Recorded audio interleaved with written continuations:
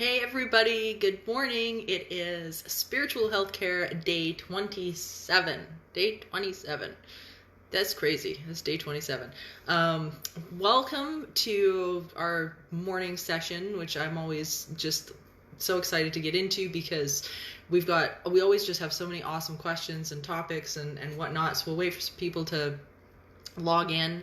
We've got some really good topics today. I'm so looking forward to getting into this because we're going to be talking a bit about a paranormal and mental illness and mental wellness, as well as talking about what we have to do or what we can do when somebody is literally just had no idea about anything paranormal or anything like that, and suddenly they've had a really scary experience. So we're going to be talking a lot about that kind of thing today, as I say, mental health, mental awareness, things like that when it comes to the paranormal and how it all blends together, because there is definitely a overlap.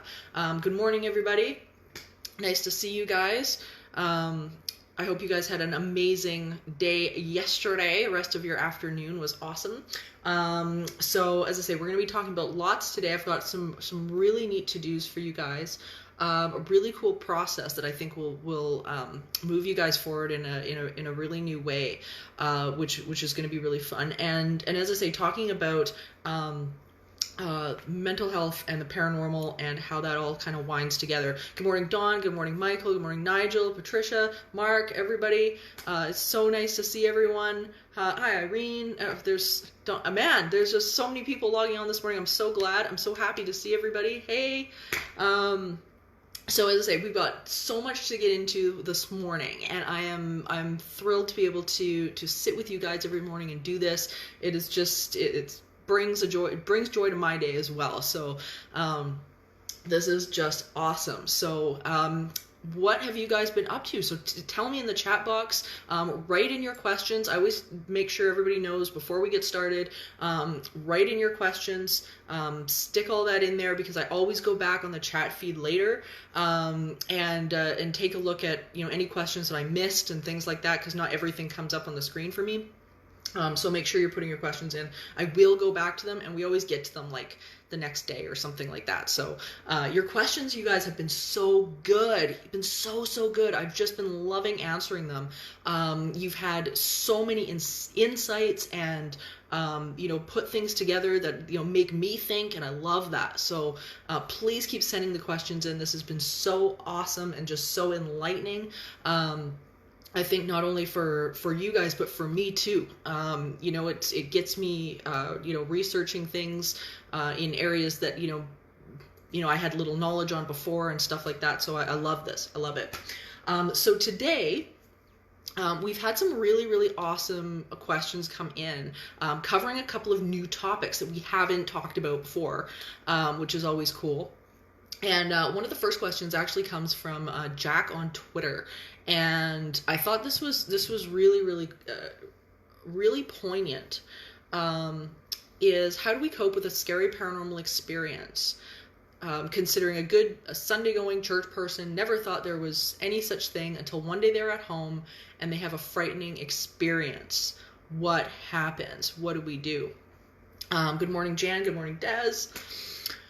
So what do we do? So this is a great question, because oftentimes people will ask, well, I never had my attention on the paranormal. I never believed in it. And all of a sudden I had this crazy experience that scared the crap out of all of us or me or whatever. And, and I think the question becomes from a lot of people, how did this happen when I wasn't actually focusing on anything to do with the paranormal or anything like that? I just suddenly, it seemed like this experience just came out of the blue, and it was frightening and whatnot. So let's talk about that for a bit. When we start to look at the way the universe is kind of set up, right? And if we start to look at the idea that the universe really is a mirror of what we have consistently going on within us. So let's use an example. So say, for example, you've got somebody who has had a past trauma that they've just not healed up, right? Whatever that might be. And they decide that they're not going to deal with that trauma. So they're just going to put it aside and compartmentalize it and stuff it and pretend it didn't happen. So they turn around and then start moving into their life, and they start moving into their experience with all of these things that are just kind of backed up, but they're just sitting there, just slightly underneath the surface. And suddenly they start to have different experiences that begin to reflect some of that trauma, because it always happens. And sometimes what'll go on is that there will be either like a paranormal occurrence or something like that is just simply another one of those things that is reflecting back to them that trauma that's going on. So for example, I had a client, actually I'll use this story specifically because this is such a great example of it. I had a client a number of years ago that I was consulting with out of Ontario, and she had just removed herself a number of years before from a severely abusive relationship. It was really abusive. And she got herself sorted out. She moved in with a new guy, great husband. They had a young son. Everything was going really well, but stuff started to happen in the house. There was attacks. The son was experiencing things. He was about 3 years old. And she was getting attacked very regularly by this, whatever this was in the house. And what was interesting was that her husband did not have the same things happening to him. He didn't have the same traumas. He wasn't being attacked in the same way. All of that was very different for him. He'd witnessed some of it, but it was very different for him. His experiences were different. And what was interesting was that as I was beginning to talk to her, she kept saying, no, everything's been great. I don't see anything wrong with anything in past history. I don't understand. This has just come out of the blue. But here's the thing, is that the more we talked to her, the more we kind of pushed a little bit, she said, well, there was this one thing. Okay, well, what was that? Well, I did get out of this physically and emotionally abusive relationship about 2 years ago. Okay, well, what have you done to heal that up? What have you done? Well, we moved and we went to, I got remarried and, had a kid and I got into school and so on and so forth. Yeah, but what did you do to heal it up though? Where did the healings, what have you done to heal those wounds? Because those wounds, let me tell you, stuff like this bleeds everywhere. It bleeds into every portion of your life, regardless of what that looks like. Some people experience financial issues, some people experience like relationship issues, and some people end up experiencing paranormal issues. But that internal chaos, whatever you got going on that isn't healed up, that will bleed into things in ways that you don't even realize is happening. And as soon as she started to heal up those wounds that had to do with that past relationship, guess what happened? The activity started to dissipate. We saw that reflected immediately in the environment that was going on around her. But she had to clean that up. She had to refocus. She had to clean that up in order to see that mirrored back to her within the haunting. So that's one of the things where people will often say, this just happened, or this just came out of the blue. And nothing really does come out of the blue. It really doesn't. There's always that momentum, there's that energy, there's that set point that begins to stack up. And then when it comes out of the blue, it really is just the tipping point. And it's usually something that we just haven't cleaned up yet. Now, granted, this can happen in a really positive way too, okay? So this is the great thing, is that we don't have to experience the negative side of it. We can turn around and experience that same situation with all this positive stuff, all the things that we want, all the connections with spirit and non-physical, like our loved ones who have passed away. We can experience that with them with the right focus, right? So we clean up our stuff, we start, concentrating on feeling better, being more open, being more positive, lining up with who they are in pure positive energy. And all of a sudden we start getting those great interactions where we end up having an encounter with them, or, we get these subtle little messages. I don't know if you guys have ever had this happen, but I know with my business partner who passed away, Stephanie, she will drop in every once in a while, and it's not through anything major like apparitions or anything like that.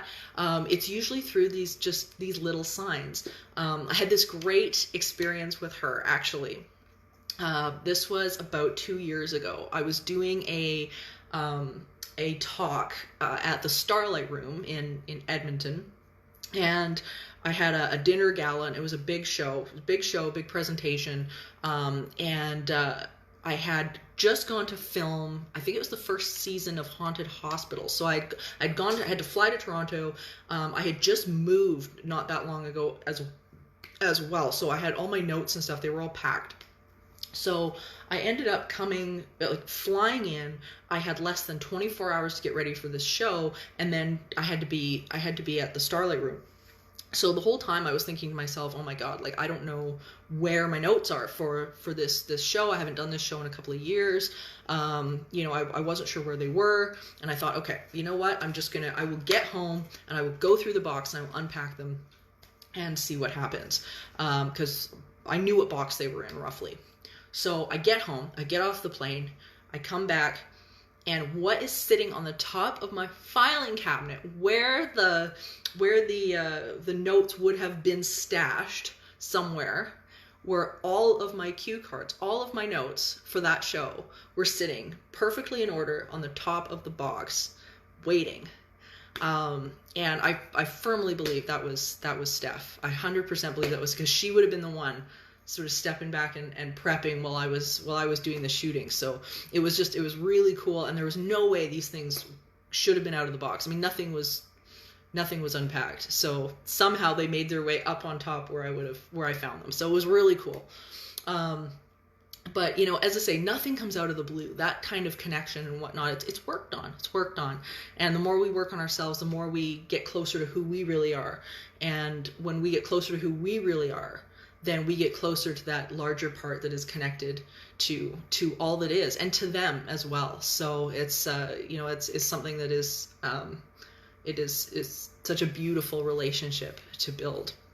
All right, so I love this question, and it really leads into our next one as well, which I thought was really poignant, and it was emailed to me by Daniel. So I thought I would throw this one out as well, because I think it really relates to what we were talking about. He says, a paranormal investigator recently said something to me that got me wondering. It is suggested there is a link between substance abuse, mental illness, and dark entities. I'm familiar with substance abuse and mental illness as I've observed it. I can't help but wonder how entities come into play with this one. Is this something we can shed some light on? Love this question, Daniel. I think it's so on point. And again, looking back at what we've just talked about, we can start to see that relationship. So before we've talked about the idea that our emotions are kind of on that continuum, right? That radio dial continuum. And if we've got, say I know I sent you guys, or I posted a while back the emotional scale, and I will repost that today, so you guys, the people that didn't see it will be able to grab it. When we start to think of our emotions kind of like a radio dial, with sort of that negative stuff on the one end and the positive stuff up here on the other end, and we, you kind of work from maybe like depression and grief on the nasty end, work all the way into maybe contentment, maybe a bit of hope, and then all the way into joy and bliss and all of that on the far end of that scale. When we start to think about where some mental illnesses can leave us, and in terms of our emotions and how we're feeling, it really starts to add up a little bit as to why people, for example, that are struggling with things like depression and whatnot, start attracting some stuff that isn't so good, that's not so positive, and why keeping track of our mental health, especially currently because we're sitting in the middle of the pandemic, is so important. It really is so crucial, and to be checking in with ourselves as to how we're doing. How are you feeling? Are you feeling tension in your body anywhere? Do you feel that tightness in your chest? Are you you kind of feeling like you're upset, but maybe stuffing it and trying to ignore it. All of that is really, really important to tap into, because when we look at things like the relationship between the paranormal and mental health, there is a correlation.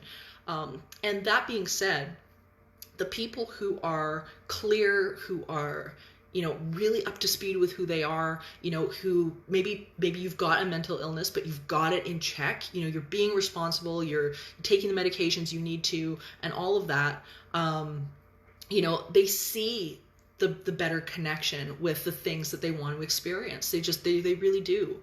And we see the people who are leaning towards, that sort of negative and upset, closed down, emotional state, really just either not experiencing much at all, or they're experiencing stuff that is just right off the charts, is not good at all. But we do see this correlation between the mental health and the type of paranormal experiences they're receiving. Now, to tack on to this subject, I will add this from an investigator's perspective and a researcher's perspective, which I think is so important when it comes to this subject.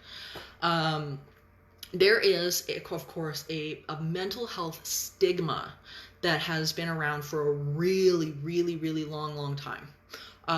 And it's labeled people who have had experiences that are absolutely genuine, that have they've experienced this stuff. It definitely falls into the category of being something paranormal, and they've been labeled as crazy. They've been put in hospitals. They've been drugged up. There's a whole plethora of that, and we're just now, as a community and the medical community as well, starting to unravel what that is and what that means. So researchers like Christine Simmons-Moore, people like Dean Radin, people like there's so many people right now that are trying to unravel. Dr. Morris Friedman in Toronto, he's been amazing. He is right now, he's one of the chief neurologists in Toronto, and he is trying to unravel the relationship between Alzheimer's, brain damage, and psi experiences. So it's a big job. It's a big job. So there's a lot going on right now where people are trying to make that separation and to figure out, where that line is, because it can be a very fine line sometimes. So that being said, where does it leave researchers, like paranormal researchers who are, maybe helping clients and things like that?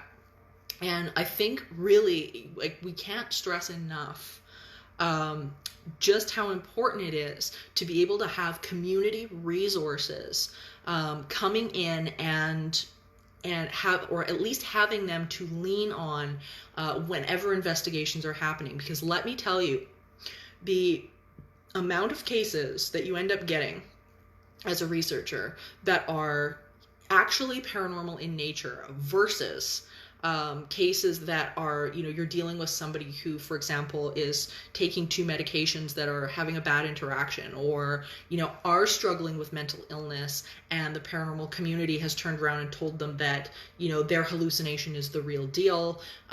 Things like that. It can be a really, really tricky and dangerous situation. So having the resources around you and to know when to back up and say, look, this is above my pay grade. Okay, I don't know, this is above my pay grade, is so important, because we are often dealing with people who have these mental health issues. I teach hopefully we'll be teaching again after the after the pandemic anyway, a number of classes in social work, where I bring in my program, Teaching the Living, which is dealing with clients and dealing with beliefs and the paranormal and things like that within social work and psychology settings. I teach that class a number of times a year, and it's always something that I drive home to people, is that there is this line between being able to identify something that seems to be anomalous, making sure you've got witnesses, making sure that, as I say, these people have been checked out properly and whatnot if something is suspected. There's a bunch of things that really need to be in place. And whenever I'm talking with the social work students and things like that, it's something I'm always making sure that we can't cast a judgment. We have to be able to sort of sit back and hear what the person's saying, and then make a call from that point on, taking into account as much knowledge as you can draw, but not only from yourself, making sure that there are community resources in place and things like that, because you just never know where some of this stuff is coming from. Is something that we have to pay attention to. So, Daniel, I love your question. The connection between mental health and the paranormal is absolutely a predominant factor within this field. And when we get into the places where people are experiencing something negative and things like that, it doesn't mean it's their fault. It doesn't imply blame. This isn't something where we point our fingers at people and go, well, this is your fault. If you just did XYZ, that you wouldn't be behaving or you wouldn't be experiencing this. Really, it is about being able to just be that compass for people, and just say, and be that guide, rather than turning around and trying to be their solution, because we just aren't. All we can do is point them in the right directions and keep them going from there. So the other thing that I wanted to mention to you guys as well about mental health and about all the things that we've been working on when it comes to our journaling and doing all of that, is that our purpose always trumps our panic. Really does. And if we aren't tapped in to who we are, if we aren't tapped in to our purpose, and we don't have that vision for ourselves, then that sense of panic starts to become that path of least resistance. It really does. So our goals and whatnot right now, they might be changing, right? They might be changing for us. Before you might have looked at a grocery store worker, for example, and thought, they must have a bigger purpose than working a till at a grocery store. But now we take a look at that and we think, hey man, that is an amazing purpose, to get up and go every day. What a purpose, to keep our grocery store running. That's amazing. So our purposes are changing. And the process that I want to give you guys in regards to that is to pull out your journals, whatever you've been writing in, and start to examine what your paradigms are about maybe what your purpose was, what it should be, what you thought it should be, and start to take a look and figure out whether or not that is still relevant. Jan is asking, how do we find out our purpose? I love this question, Jan, because I think a lot of people are struggling with that. And one of the first things that I always tell people is, number one, get still. Be able to just still your mind. As I say, start looking at the paradigms. Are you living something right now that's not yours? That's another big one. Are you living something right now that's not yours? Because your purpose is always connected to a passion that you're doing. It really is. If you're not getting joy from it, then if that joy is not happening, that's not your purpose. It's just not. But it's one of those things. So you definitely get still. Make sure, as I say, you're not looking at the things that you are, that you're being told that, you have to do by your parents or by your, whoever. So that's really, really important. Get clear about who you are. Get clear about what you have to offer. And when you start to figure out what you have to offer and how you can be of service, because oftentimes our purpose is very much tied into how we can be of service. And if we can sort of start to connect with that, then we really start to feel where our calling might be a little bit. And sometimes you might just stumble into it. It could be one of those things where you just sort of fall into it and you realize, oh my God, this is it. But it's one of those things where you kind of have to sit back, just allow for that inspiration to come, and it really will. But those would be the recommendations that I would definitely have for the people that are struggling to figure out, what do I do now?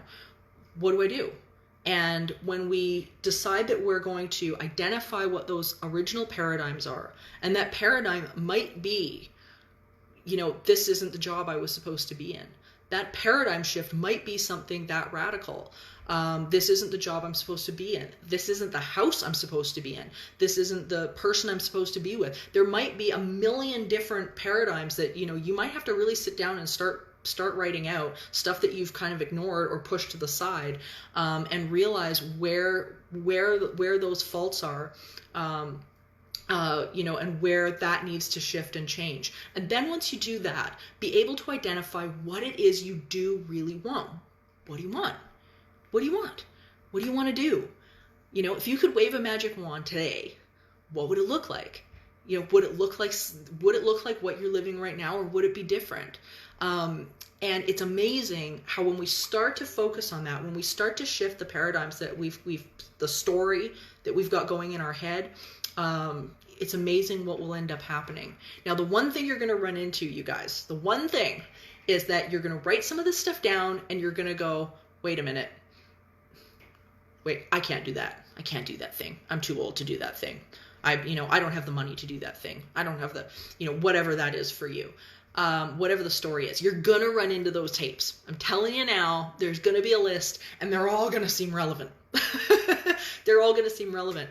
But here's the thing, is that when we start to open ourselves up in our heads first to these new possibilities, what ends up happening is that doors start to open that you couldn't see before. And there's some amazing things that are out there that start to make themselves known, that we start to be able to physically see in a new way, and realize that, there's not a whole lot out there that's impossible. You can do this. And the more that we are questioning, our thought processes, where we are, what we want, and keeping those goals in mind, let me tell you, there really is nothing we can't do, and there is nothing that we really can't be. So I wanted to give you guys that process today before I get into a awesome reading. I know some of you guys have picked up Asking It Is Given by Jerry and Esther Hicks. They are so fantastic. Shadow says she hasn't grown up yet. I know, me neither. Me neither. Like, not even a little bit. It's crazy. It's crazy. I have not grown up. No. I was sitting around in my Pokemon hoodie yesterday. That is real right there. All right. So I want to read this bit to you guys because it's super relevant for today. Most people offer the majority of their thought vibrations in response to something that they're observing. When they observe something wonderful, they feel wonderful. When they observe something awful, they feel awful. And they believe they have no control over how they feel because they realize that they cannot control the circumstances that they have observed. Many people spend the majority of their lives attempting to control circumstances because they believe that in the controlling of the circumstance, they will feel better.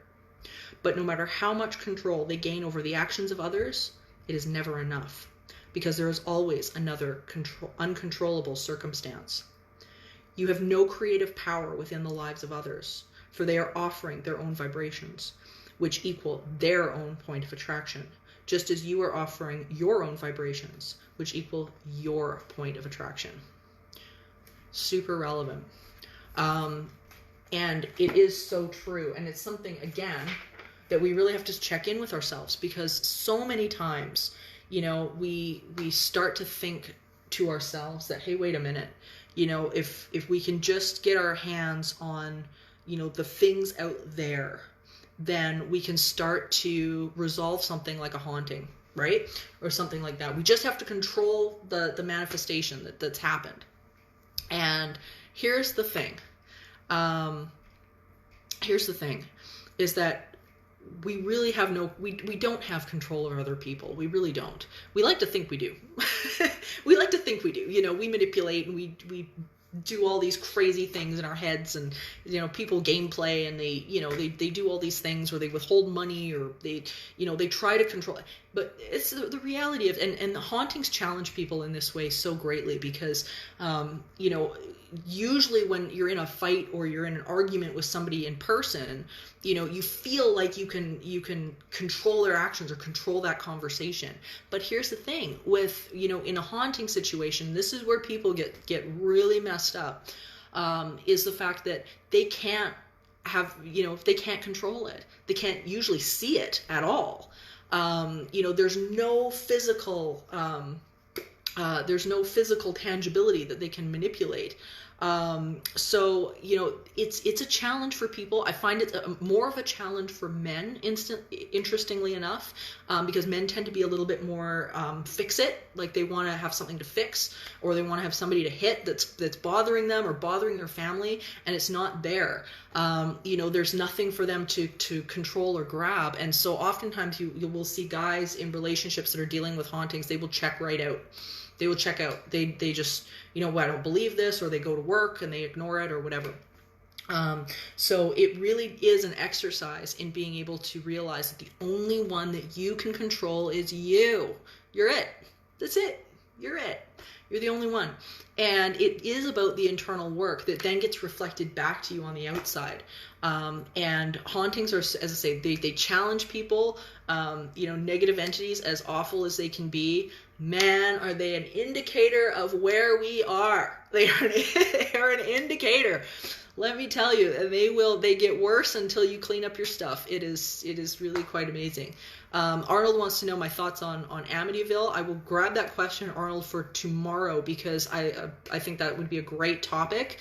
There's a couple of questions that have come in for tomorrow already that I'm loving. So I want to give you guys something to do this afternoon as well. So we were talking, we've brought up Asking It Is Given as a book a lot. I know some of you guys have run over to Amazon and grabbed a copy. But the author is absolutely fantastic and has so many videos available on YouTube if you guys are interested. And of course, they're all free. So if you guys have time, you can binge, and I mean binge for hours, because there is hundreds of hours of videos from them on YouTube, binging Abraham-Hicks. And Abraham-Hicks is a channeled group, or a group of intelligence, a group of non-physical, through a lady named Esther Hicks. And will be, I promise you, some of the most uplifting minutes, hours, days, whatever you choose to do. It will be the most uplifting time that you have ever had, because their videos are incredible, and it's people, just like us, that are asking questions and whatnot, and it is the most uplifting time that you really can have online. It's amazing. They do workshops and stuff like that all over the States. It's pretty neat.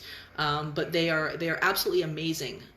So I'm going to post the link to Abraham-Hicks on Entity Seeker today, so you guys can binge that all you want if you're up for it, because man, it's great. All right, so we can't go anywhere until we do our health affirmations today, because we have to go out into the day with the right state of mind. So everybody take a breath.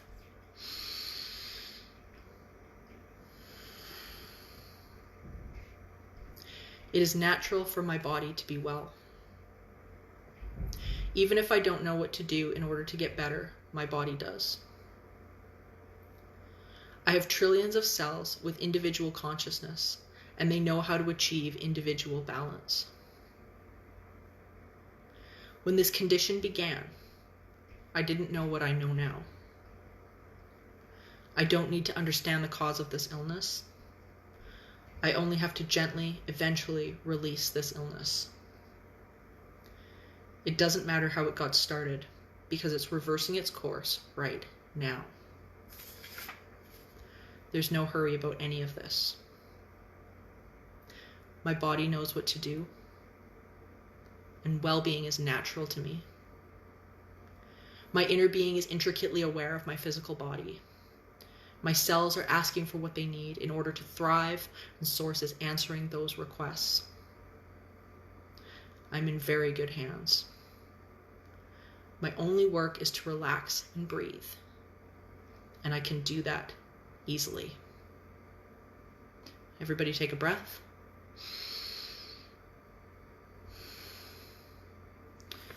So yes, a couple of questions that came up during that, which was, can I send a link to the Abraham Hicks YouTube page? Absolutely. As I say, I will be posting that on the Entity Seeker Facebook page here right after.